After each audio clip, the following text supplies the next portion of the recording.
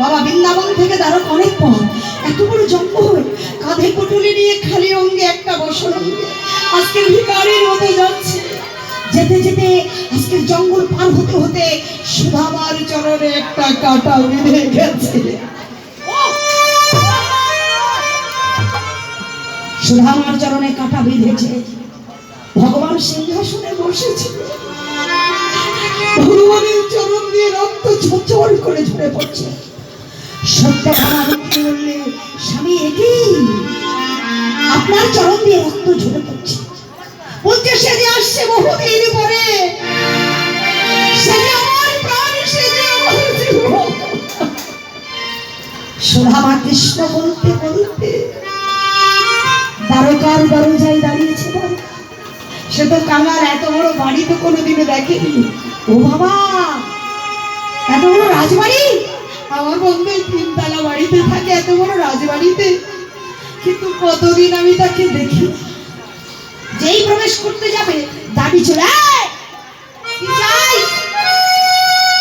দাঁড়ি আমি আমার কৃষ্ণকে যাই। কৃষ্ণ কে?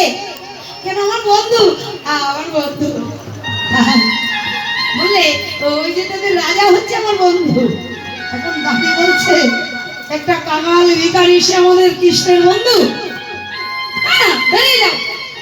আমাকে একবার দেখতে দিবি না কৃষ্ণের বন্ধু? আমি যে কতদিন তাকে দেখি না, একবার দেখতে দে। কত অভিনয় করছি কিন্তু দেখতে দিচ্ছ না। ভক্তের এইবার অহংকার এলো, ভগবান বিচার করছে। বলে জানিস কৃষ্ণকে? কৃষ্ণ আমার। ভগবান সিংহাসনে বসে বুঝতে পারলো তাহলে সুদামার হৃদয়ে অহংকার এসেছে।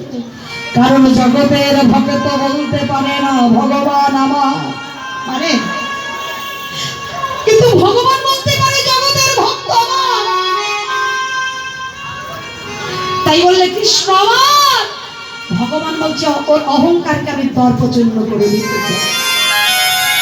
এই প্রবেশ করতে যাবে এমন সময় ওই সুদামার অঙ্গে আঘাত করল ওই নারী।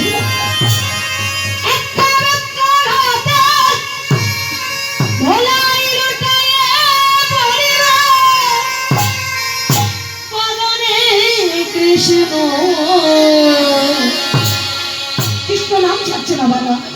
কৃষ্ণ কৃষ্ণ কৃষ্ণ হে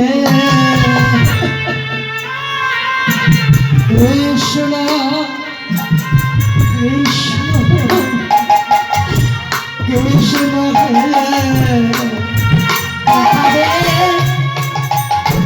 দেখা দে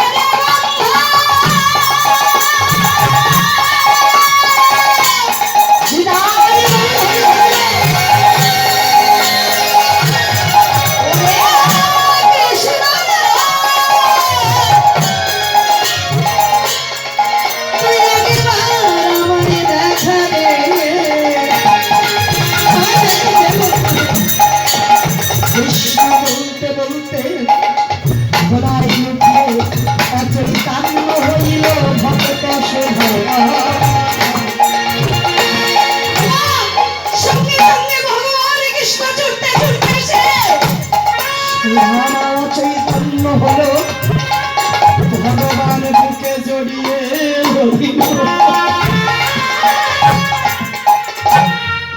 সুদামাকে কোলে নিয়ে বসিয়ে দিল সিংহাসনে। যে সিংহাসনে